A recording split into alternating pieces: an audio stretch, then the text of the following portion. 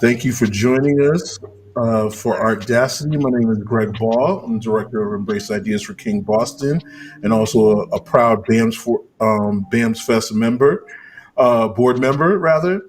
And we are here to have a great conversation with my buddy and friend Catherine T. Morris, and with Lenny S., where we're going to be talking about growing Black culture through an economic lens, where the intersection of art and entrepreneurship.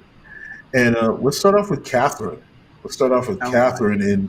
And why are you don't do that? Like I said, don't show off in front of company. All You right. have All right. Lenny thinking that, you know what I'm saying. You have Lenny thinking that we don't know how to act. So Uh, Catherine, I this is actually pretty special. I'm gonna read this one. Catherine T. Morris is a um, social entrepreneur, visionary, and events producer who has worked in the intersection of arts and culture, equity, and creative placekeeping. Over the last 20 years, she has produced shows as well as mobilized and engaged local audiences in interactive events to experience the arts. She's a proud product of Temple University School of Sport, Tourism, and Hospitality Management in Philadelphia, PA. And she has also received her Master's of Science from Simmons University right here in Boston.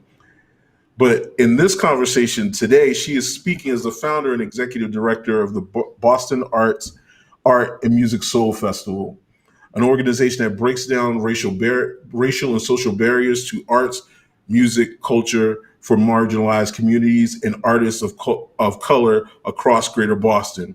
One of the goals of BAMS Fest is to become a pipeline to Boston's art and culture ecosystem and creative economy.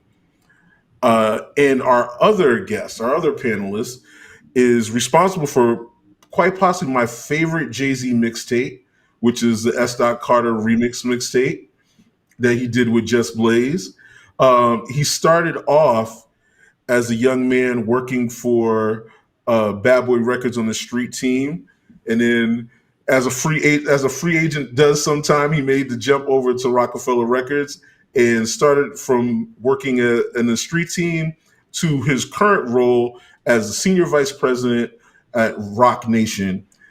Please welcome our other panelist, Lenny S. Thank you. Thanks for having me, Greg. Hello, Catherine. Thank you for joining us. hey, Thank you for Lenny. joining us. So tonight we just have some good conversation about how we can get some good information out there for folks in the world who are trying to build a life using their art. And I think it's interesting. I talked about how you started off with Bad Boy Lane. I'm going to start with you. Um, and I wanted to talk about that jump from Bad Boy to Rockefeller. And the reason I wanted to ask you about that, you were fairly young. It was like your first kind of touching into the music industry. What was the mindset that made you go from what was kind of like the 95 Bulls at the time to go to a startup? Because, when that was and actually it was around 95. So it was Mm-hmm. 95 when you started to make that transition over. What was the thought process for you as a person that was trying to make your way into the industry? What were the things that made you feel like that was a move to make? Great question that in 25 years, nobody really asked. So thank you. Honestly, so Bad Boy was the biggest conglomerate, the biggest label out at the time. I mean, hits from everybody, from Biggie, Craig, just everybody. I mean, the label was on fire, total. Everything was moving amazing. Obviously, Diddy, one of the best and biggest, entrepreneurs, CEOs, producers, music men in the business. And it was an honor and a pleasure to be there via one of my good friends, Super Mario, who gave me the shot. But I felt not to say empty. I felt like I didn't deserve it. You know what I mean? They were already on fire. I came in while they were on fire. Yeah, I was on the street team. I was adding to the team, but I felt like I didn't help build what a great label it was. And for me, I didn't feel right. You know what I mean? Like almost like I didn't sleep at night. You know what I mean? It wasn't stressed out or anything, but I definitely Mhm. felt like I wanted to be somewhere where I can start off, where I can be a part of, a label or a company that was going to, obviously, hopefully do as amazing as Bad Boy did. And that was my reason for leaving. So outside of being just like the biggest Jay-Z fan, even at that time, I had heard him on Big Daddy Kane records. I had heard him on Jazz-O records. I'd seen him perform in a club or two here and there. So I was a big fan of Jay even before the albums dropped, just from his features and his singles that he had put out. And I heard that the company was starting, and I just thought this was my chance. This was my chance to get to a company that was a startup, that was brand new, and that I could hopefully be a part of, and feel right in this business and feel right in this industry, that I really, paid my dues and made my mark, as opposed to being somewhere that had already had trophies and feel like I wasn't really a part of getting those trophies. So that was my real reason. See, that's interesting because I know that baked into that Rockefeller Rock Nation mentality is this entrepreneurial spirit. How important was it to have that kind of go-getter mentality, and then also how important do you think that is for artists today? I think it's important. One of the things I always try to live on is being self-aware, right? That's with anything, you know what I mean? In a personal relationship, with a girlfriend or a wife, with your children, with work, professional or personal, you should be self-aware. Put yourself in other people's shoes. If there's ever a debate, if there's ever anything that you're, contemplating with each other, or dealing with each other. And it was the same thing. I put myself in the shoes of what I really wanted to be, who I wanted to be in 5 or 10 years. And I think that artists should look at it the same way. I think that artists are taking accountability, and they're taking, how brilliant they are, and they're going independent, or they're building themselves before they sign to labels, and making themselves way more valuable, so that the labels have to come to the table with more than they normally did in the past, because labels always act like an asset, or they always act like, they're the big come up. But it's like, now I think those roles have reversed, and where the artist is the come up. So now the label has to find the artist and hopefully convince the artist to sign with that company, because they're doing all the work. They know their value. They're putting the records out. They're putting, videos out. They're visuals out. They're going on tour. They're selling merch. So I think the roles are reversed, and that's a part of it. You know what I mean? Knowing, being self-aware of what you are, who you are, and what you're worth, what your value is. And we're going to get into that a little bit more. But I think that, what's interesting about the three of us having this conversation is that while Catherine is in the world of nonprofit and working with the arts and culture from her perspective, and you're working with it from being in the industry, I think you both share a duty that you have when you're interacting with artists, which is educating them. And Catherine, I'd ask you, given the landscape of today, how difficult is it to get artists to understand something beyond the art, and kind of helping them create those spaces so that they can be able to do the things that Lenny's talking about, to be able to build the value in themselves so that they can have those conversations, maybe not necessarily with a label, but with someone who can connect with them to help them get to another level? That's a great question. I started Bands Fest 6 years ago as I'm a fan first, and that's the lens that I operate from in terms of expectation. And it's very vast. And for me, working with artists, we went from 4 artists when we started to 400 to today, which is crazy. And what I've learned over time is that artists really struggle with putting their ego aside. No one owes you nothing. You have to work for it. It takes time. It takes practice. You have to humble yourself and take critique. It's nothing personal. But if you've chosen this life to be an artist, it comes with a lot. And for me, just trying to use all the resources that I have to support artists, I have to kind of be Medea sometimes. Just, everything from physical fitness to how you carry yourself, to Lenny's point, walking in the shoes of others. That's what gives you, I think, the full range of what's possible. But you can't just stay in one lane as an artist. You have to diversify in so many different ways. And so here in Boston, we're working very hard to ensure that the professional development of artists really sticks. We're not here to tell you how to create, but if you don't get this business side right, you're just going to remain an artist, period. Mm-hmm. And I think that that's something that, like I said, that's something that both of you all kind of confront. Like, Lenny, you're dealing with artists, and we were talking about this before we went live, and we were talking about your role where it was senior vice president of vice president of A&R, and then you do so many things. Like for you, when you're making those decisions similar to Catherine, but you're also making them from a business perspective. What are some of the things that you're looking for, and when you're thinking about when you're deciding, whether you want to get in business with somebody and it's a younger artist or even an older artist that's more established? I think first and foremost, like how ambitious they are, right? Ambition is a really big thing for me. Knowing that you want to be a career artist and not a just for the moment artist, not a single artist, not a 3 to 5 year artist, So I think that's why we have so many icons, right, within the rock nation / Rockefeller. From Kanye to Jay to Rihanna to J. Cole. These are all like career artists. These are not artists that and others, of course, but artists that are going to be here, as long as Stevie Wonder is, and as long as the Temptations were, and as long as the Rolling Stones were, so that's important to me. And then their story, I've been saying this for years, like, right, people as an artist, you have to have people either believe you or to a degree want to be you. You know what I mean? And what Catherine was saying, like, I'm the same way. I'm fan first, right? So meeting somebody is like, man, being enamored by their story and being enamored by where they've come from and what the things that they've been through. You take like Jay-Z and the great God bless DMX, for example. Two strong independent men who had two totally different stories.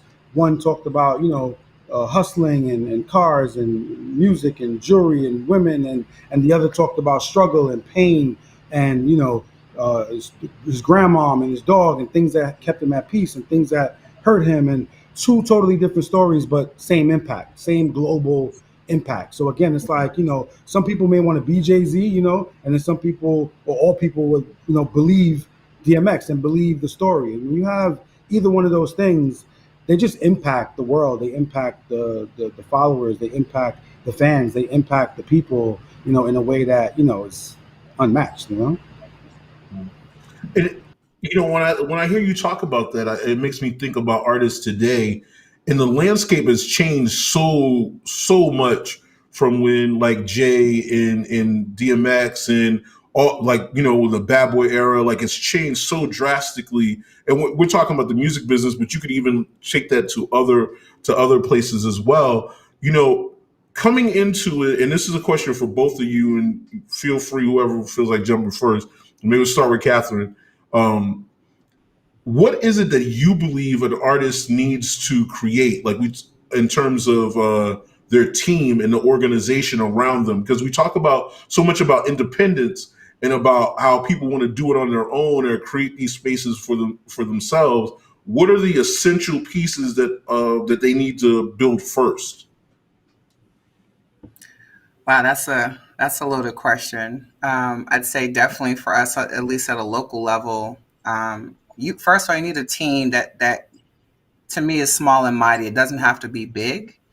It's really folks that hold you accountable when you're wrong, right, or indifferent, um, and that really believe in the vision, not so much your current situation, but they see how your story can transcend or transform across different generations, and how the content of your character can change lives. And so your team has to hold you accountable. I think the most basic folks, right? You need your hype person, you need your person who's going to motivate you and also tell you about yourself.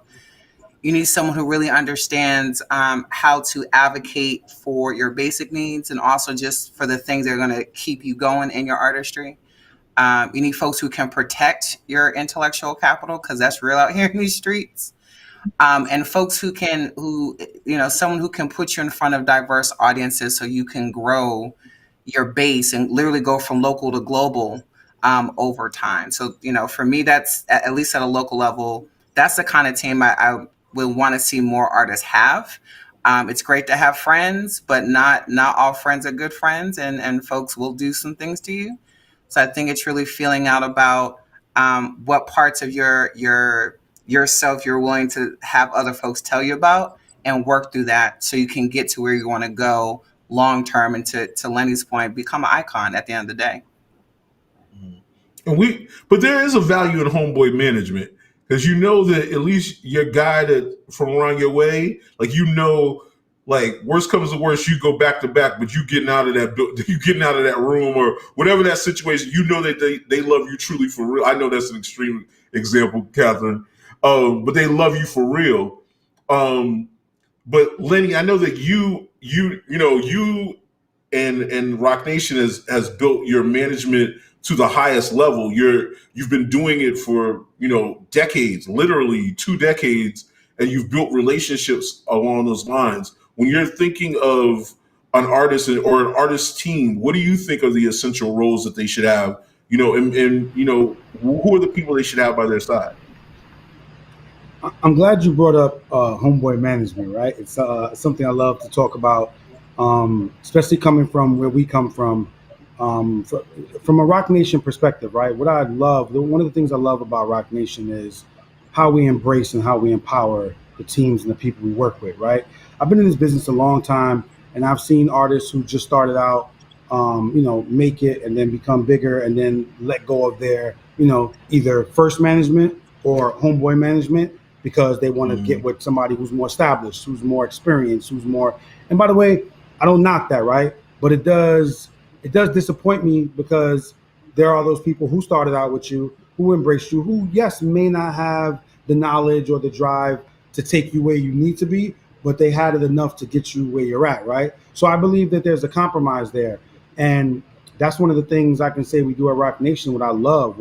I don't care if it's Meek Mill, Big Sean, Megan Thee Stallion, J. Cole, Mustard, Khaled, everybody that we've signed to whether management or label, there's always room there for their team. There's always a home team that they have on maybe the day-to-day, or that's out on the street front, on the forefront. And then there's the Rock Nation side and the office side, and we collaborate and we empower their team and we embrace their team and we teach their team the things that they don't know, and they may teach us things that we don't know.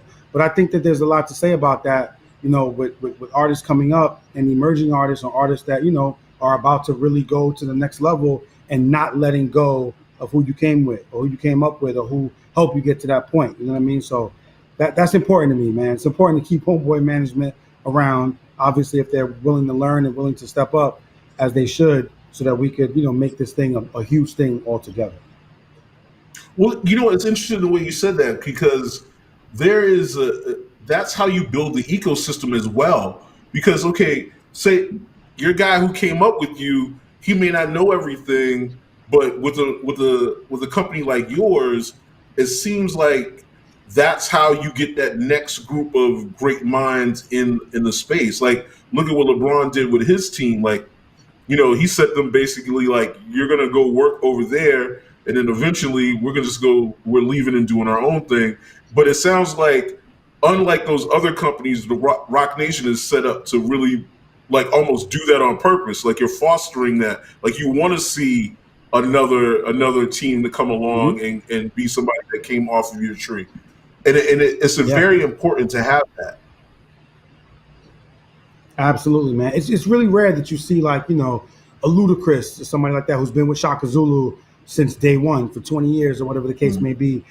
Those things are pretty rare, you know what I mean? So I like that we are able to, like I said, again, partner up and just embrace and empower the teams that are coming along and help each other out. And, the main focus is the principal. The main focus is the artist. And now they can lean on us. When that the friend that manages or the friend that co-manages the artist, when he comes in the door with us, now he has 20 years of experience. He may only have 3 years of experience, but now he has 20 years of resources. Now he has 20 years of, of everything that we've been through. He has that now with us. Now he can lean on us for everything he needs, or he or she can lean on us for everything they need in order, to get through doors they couldn't get through before, get answers they couldn't get, and make deals that they couldn't make.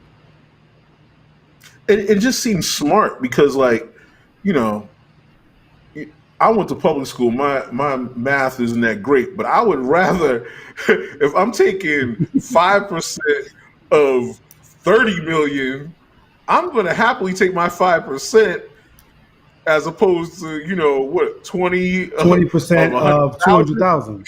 Yeah, exactly. Correct. But it Right. also speaks to the whole idea of the ecosystem. And Catherine, I will turn to you when we're talking about this whole idea of building an ecosystem. What Lenny is describing in Rock Nation is kind of feeding back into is paying back. Is paying back to Yeah. the culture and building that. How difficult is that for you? And what are some of the things that you're doing with your work to kind of do that as well, to do some of that giving back and building the bench of the next people to come along? I would say it's definitely challenging because Boston as a market tends to be underrated. No one believes Black and brown people live here. Number one, so I got to fight that ecosystem, and then let alone Very the true. history or the role that we play in music and entertainment. Like we have a lot of folks that come out of Boston. We just don't get the credit for it. So that starts to perpetuate a disbelief, even among artists, that they have to leave, to go be great. And the reality is just that, for us as an organization, we're literally creating platforms, big and large, to literally promote these artists in a way where they can be proud to be from home, be from Boston, but also go flourish other places. I think there's something to be said about pride, or be able to have your home base rock with you, and it builds your confidence to go out and conquer the world, because at any point you can come back and still rock a show regardless. So for us, we have like our annual festival that happens at Franklin Park here in Boston, one of the largest green spaces in the hood, over 500 acres. And we do basically like almost a 10-hour festival featuring local artists. Through and through, doesn't matter what genre, but we are focused on amplifying Black and brown artists because they're the most underrated people in the city. We also are working on things like BAMS University, which is a professional development platform for Black and brown artists to grow their practice, to understand what it takes to build your team, to sustain yourself, legalize your work, being able to copyright things. So they're prepared and they can negotiate wherever they go. And we're also, working on physical health and mental strength. It's important. A lot of our greatest icons, unfortunately, have suffered for various different things that related to the mind and body.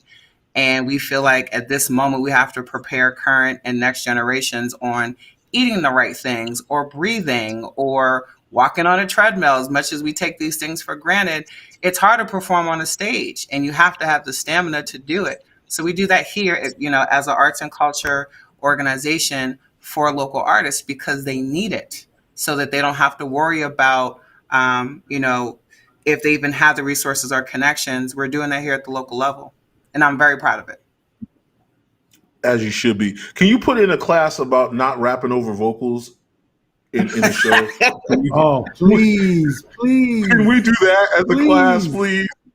please? Drives me insane. I will work on it for both of you. Please, and how to hold the microphone properly. Those two classes, you can put them together. You know what I mean? Listen, etiquette is crucial. Yeah, man. Oh, come on now. So listen. So when we talk about that, and we talk about that, the idea of having that home base and that support and that place to go back to. Lenny, you've been on the other side of the desk when the artist comes in, to your office. Is that something that you think of, that you at least pay attention to kind of, obviously we always talk, nowadays we talk about the streams and the views on YouTube and those kinds of things. But do you also kind of keep in mind that what the base support is in an artist's hometown?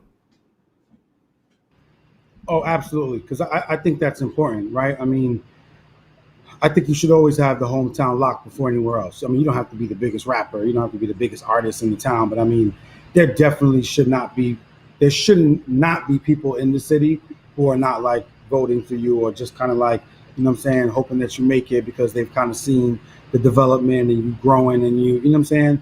That's important. You know what I mean? I need people, just me as a music man, I always need people outside of you or your immediate circle to tell me that they think you're dope, or you're good, or that, you know what I'm saying, you need to look out for this person or this artist. So I'm big on that. I mean, I would imagine that helps you in your mind to gauge that? I always say the views and all that other stuff can be faked, but the reaction of people when you're in that room and you see a live show or a concert or whatever, you can't fake that. If they don't like you, they don't like you. Not at all, man. And I've been in cities, I've done that a lot, man. My artist search days, I mean, I've been everywhere, all around the country. I was speaking to a friend of mine from Chicago, Extreme, great producer. He's in LA now doing film and television, but back in the day, he used to produce for like Kanye and a lot of the guys in Chicago, Bumpy Johnson and this other guy Sly for a while. But anyway, my point, they were street guys. But my point is, he was like, yo, man, you was coming to Chicago and you was hunting down Sly to sign him, man. Like these are like real street guys. Not word, they are. You know what I mean? And like, I didn't even think about that stuff. You know what I mean? Like that stuff was, to me, it was just like, I want them because they hot, they dope, they real, the city's behind them, they talking real stuff. They, you know what I mean? The music is dope. And that was just my mentality. I didn't think, oh, this could be dangerous. Or, oh, this could be, you know what I'm saying? I just thought my whole thing was authenticity. You know what I mean? So I was going around doing things I didn't even realize like could have been dangerous or could have been wild. But yeah, that stuff is important, man. Absolutely. And I know that, it's interesting that, and we talked about the wellness piece earlier, Catherine alluded to it. For you, Lenny, when you're dealing with an artist, is that something that ever impacts you when you're thinking like, okay, how am I going to help this person kind of keep themselves together? Because the reality is, it at the level of what you're doing, it is a ride, to say the least. It's something that, not too many people can do it. Like, if you wear the wrong color shoes, it's on the internet and they talking about you for a week. Like, it's that kind of stuff. Like, it's hard to do that and to exist in that space. So what are some of the things that you've dealt with in that kind of area? Has that been something that you've had to think of, like, okay, I got to figure out how to talk this person off the ledge, or keep them away from this, or prepare them? Because I know we obviously know about the Rihannas and the Jay-Z's and the DJ Khaled's that you work with, but you also work with younger artists who are just starting out. So is that something that you think of also? For sure. I think it's also about the artist, the confidence, you know what I mean? So even when I'm meeting an artist and getting to know them, that's another, quality I look for is confidence. I mean, again, everybody's human. Everybody may feel a certain way, people may get, talked about in the net, and it may affect them, and it affects different people in different ways. But I try to make sure that, the artist that I'm dealing with, kind of know that also is just the internet. You know what I mean? That doesn't mean that it's not real. Doesn't mean, but it's a bunch of people that don't know you that feel like they can say whatever they want to you. And I think 97% of them wouldn't say it to your face, or wouldn't say it, in person. You know what I mean? Even at a ball game, there's 20,000 fans there. There's only going to be a few who are actually going to yell out something disrespectful to you. Others might write about it behind the scenes. They might tweet about it. They might say it on the internet, but they wouldn't say it blatantly to your face. So it's kind of the same thing on the net and in real life. And, you got to feel confident enough in what you're doing to know that you guys can't break what I have going on. You can't break my spirit. You can't break my energy. The energy and the spirit of what you're doing should count for a lot. Nobody could tell me nothing 25 years ago or today about Rockefeller, about Jay-Z, about anybody I work with, about Khaled, about whomever. Like, nobody. I don't care. You know what I mean? There's nothing you're going to say is going to break my spirit, my energy, and my loyalty and stuff like that. It doesn't mean I'm taking a blind eye to like things that aren't, legit, realistic, or like true. And I'll face those things when I get there. But overall, I just mean you're not going to be able to bully me in any sort of way, verbally, just anything, about the organization that I'm with, because I thoroughly, strongly believe that, we are this or we are that, whether we're the best or we're whatever that is. I really believe that. So there's nothing you can do. So hopefully, when I work with artists, I kind of just prep them to have that same kind of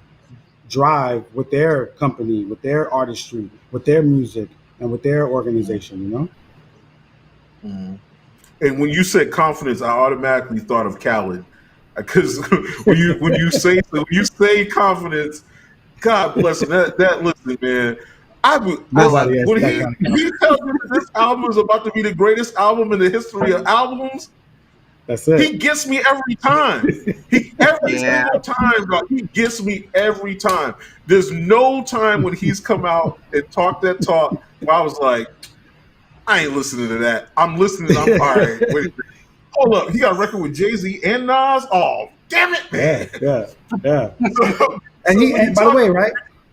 He uh-huh, genuinely believes it. We genuinely believe it. Yeah. You know, like it doesn't matter to him. It could be the Jay-Z and Nas record or the A Boogie her and Big Sean amigos. record. He genuinely believes the stuff that we're working on, that he's working on, is top quality, is amazing because he put his heart into it. He put his all into it.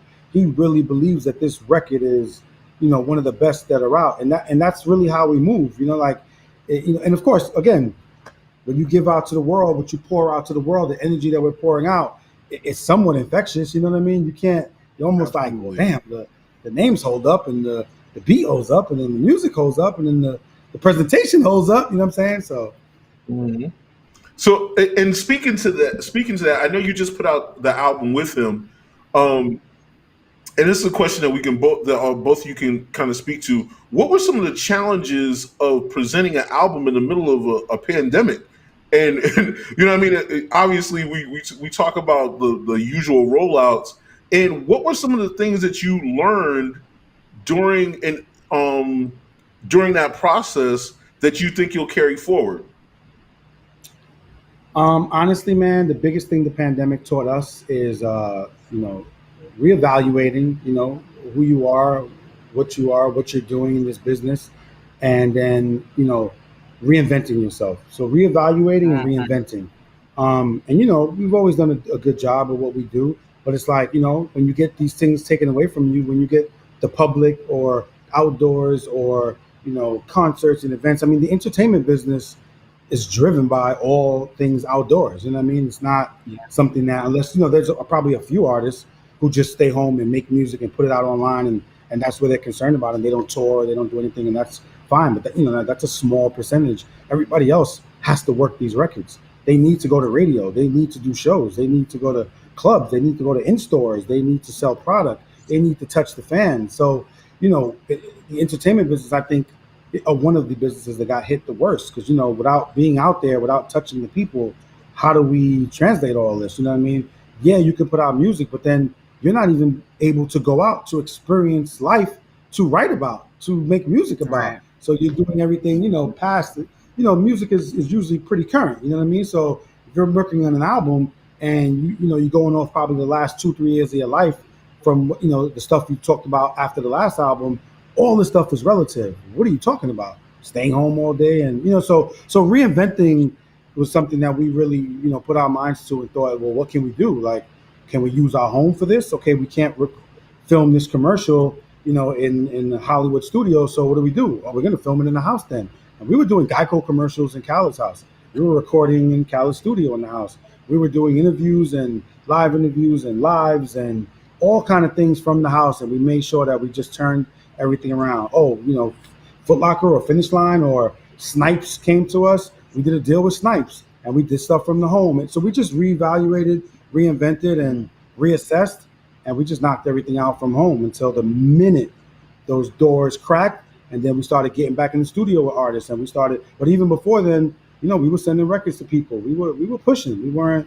A lot of artists weren't in the same spirit of recording because you were home. You felt down. You felt unenthused. You felt uninspired. You felt somewhat depressed. So we made sure that we were sending good music around to kind of turn this thing around. And Catherine, you had a similar experience in terms of the pivot that was necessary for the festival. Can you talk about that experience and what it was like to be, putting together a full scale music festival, and then all of a sudden everybody's got to, sit down. Yeah, it was definitely a hard moment when we had to postpone. I won't say cancel, postpone. And we had a full lineup of like 25 local performances. And when we made the call, it was like, well, what do we do with all these artists? Like, we cannot not show up. We cannot not have a platform.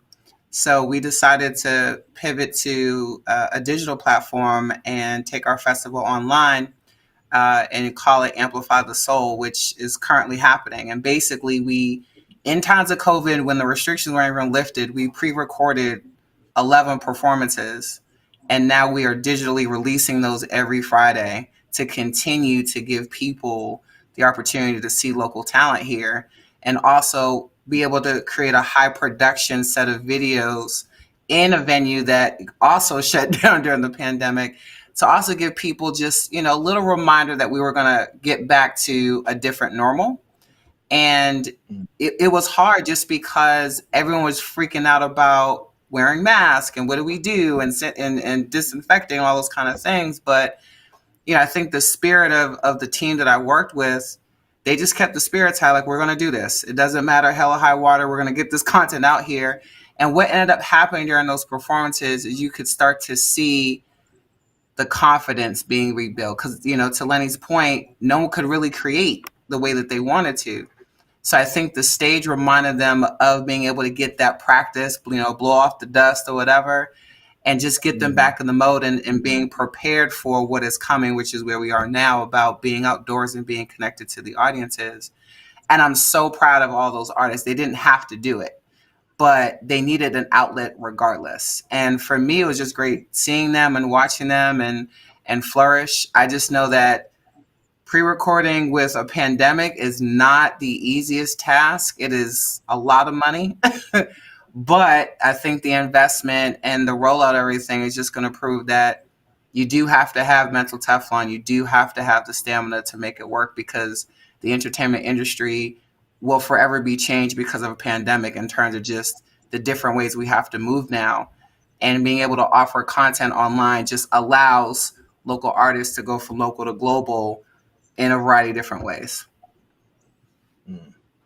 Yeah, when I think about the way the world shut down, one of the other things that really jumps to mind, and Lenny kind of spoke to it a little bit when he was talking about the commercials and stuff, were the other ways that artists could monetize and open up opportunities for themselves. For both of you, this question: how important is that? Is that even more so important that now, after kind of going through this past year? Is it one of those things where people are having the mentality of, I've got to make up for the money that I lost? Or, how important is it for an artist to be able to make those connections outside of the music industry and outside of that direct relationship with the audience in order to monetize their work? Catherine, let's go with you first. That was my fault. Sorry. No worries. I think it's like, the concept of investing, right? Like, you have to diversify your portfolio regardless. You can't stay in the same lane. And artists really, I think more now than ever, I hope artists did not waste a pandemic in terms of like just sitting on their ass. Like, this was an opportunity to actually read and learn, and things were available at your fingertips of how to monetize your creative capital. And so I think more now than ever, it's very important for artists to really think outside of what has been traditional or what has been deemed the infrastructure. It has to change, just because of the fact of everyone's money shut down at the same time. So you had to figure out how to keep your lights on and still create at the same time. And the stages were not open, nothing was open. So of course you had to rely on probably a piece of technology you may not want to have a relationship with, but it's the one tool that could get you seen and also continue to help you to create and also connect with people who may not have even known you, but now they do because you have this technology at your fingertips. Yeah, Catherine's absolutely right. I was going to say, for some artists, all they have is, club events, hostings, live shows and stuff like that. It's like really, really, really music industry, or rather like record industry, standard stuff, where they didn't have brand deals and they didn't have, a paid podcast that they did, or they didn't have outside, opportunities outside of like, performing and stuff like that to generate money. So they really felt it. Fortunately with Khaled, we had 7 brand deals or 10 brand deals. We were doing strollers and clothing with Dolce and Gabbana, and all kind of things. So we were all right. You know what I mean? We had to reassess a little bit and turn some things around because we couldn't tour, but it's fine because these 10 brand deals we had were amazing, and they keep the money coming in, and we were fortunate. But again, everybody wasn't as fortunate. So just going over what Catherine said, she's absolutely right, and it's like it made people again reassess, right, and think like, okay, what am I going to do now? I can't perform.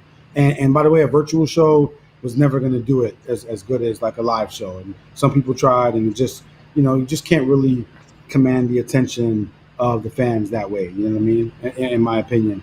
So they have to reinvent, and they have to really get, develop those relationships and know how important they are, hopefully coming out of this moving forward. They just can't, depend on one thing. Does having I also gone through think that? I was gonna Go ahead. No, go ahead. no, I was gonna add that to what Lenny said earlier about telling your story. Like this was really an interesting moment to actually tell your story in many more different ways than on top of what you would normally do. And so to your point, like virtual shows are because there's something about being in a room full of strangers experiencing music. I also know that given what we've all experienced with COVID, whether it's racially or health wise, acting with one's experience is what allows people to take, literally or figuratively take you home with them because they have a piece of, you to remember by whatever that content or platform is. And so to Lenny's point, like you still, regardless, have to tell your story beyond your main platform, whether that's music or video. You have to do, more than just that, to remain relevant, but also to continue to build your legacy as an artist. Mm-hmm. So one of the things that I love about both of you all is you both have a hand in creating a space for Black and Brown folks. With Lenny, with the Made in America festivals and the tours that you do, you're creating a comfortable and real space where we can come together. And Catherine, the same thing with BAMS Fest. How important is that for you to be able to say, okay, because we started having conversations around spatial justice and, being able to move around in the world the way that we choose to, how important is it for you in your work to be able to put those things forward, to make sure that you're creating a space for Black and Brown folks to be heard, seen, and respected? We can start with you, Catherine. I stand on the shoulders of greatness. Someone already paid for me to be here. And so I have a responsibility to ensure that the next generation can stand on my shoulders to continue the work. And platforms like Bands Festival, ARTDACITY even, and Band University, we no longer are interested in waiting on other people to tell us about ourselves. We know what we need to do. And so we're doing it. Unapologetically, ask for forgiveness later. But for me, I'm no longer interested in waiting on someone to tell me what Black culture is. I live it every single day. It's who I am. So I'm a content provider. I'm a content expert, and I'm creating the platforms that I want to see happen, particularly in a city like Boston. But also, even the things that I do pay homage to the experiences I've had when I lived in Philly or New York or Atlanta. So I'm paying it forward because someone else is going to do it even when I'm not here, regardless. And Lenny? She took the words right out of my mouth. So I'm big, right, on paying it forward, empowerment, employment, opportunity, inspiring. And like, for me, same thing, man, Black and Brown, like that's what matters to me. I'm uneducated. I went to high school, but I wasn't able to go to college. My mom couldn't afford it. I couldn't get any kind of like grants or loans because of the money she made. And I went right into the music business, right? And people gave me a shot. And I always took that with me. It was like one of the reasons I wanted to get into entertainment business, besides the fact that I love music and it just moves me and drives me like nothing else in the world, outside of my children, is that having the opportunity to maybe do the same thing for other people coming behind me and other people that didn't maybe have the opportunity of education and the opportunity of having degrees to help them get really, great jobs, where some of us don't have that. We need something else. And, it just can't be sports, and it can't be hustling on the block, and it can't be, So entertainment business, I think it's a great, business that don't have to just be a rapper. You can be a video director. You could be a marketing major. You can be, digital marketing. You could do radio. You could do there's so many departments and so many lanes. You can do management within the entertainment business that can make you tens of thousands, hundreds of thousands, or millions. And that's what I've been all about, man. There's a guy by the name of Beast Williams, good friend of mine, young kid, photographer. One of my good friends, Terrence J, and I found him, social media. He's a photographer. And this kid was living in Queens maybe 2 years ago. He's in LA now, living with us in LA. I mean, I had him with me last week shooting, June Ambrose's 50th birthday party with Jay and Beyonce there for Vogue magazine. Mm-hmm. You know what I mean? This kid wouldn't have had that opportunity. You know what I mean? For somebody, I'm not saying he would have never got it. He probably would have never gotten it this quick. And, so again, I've been doing that for 20 years. I've been finding people on social media, on Instagram, in real life, and in person, and giving them opportunities. I don't care if they were, like I said, filmmakers, directors, photographers, whatever the case may be, whatever you wanted to do. If I can provide the opportunity, I'm going to give you that opportunity, and you take that and you move it on. So it's like Catherine says, all about paying it forward, man, and making sure that, I really stand on we all we got, black and brown, we all we got. We really got to empower each other. We really got to employ each other. We really got to make sure that, I send people bags and jobs and checks here and there, and they be like, man, thank you for thinking of me. Wow. You know what I mean? And it's of course, we all we have, If you could do it, I'm going to make sure I send that over to you right away. So it's important that we empower each other, man. I'm very big on that.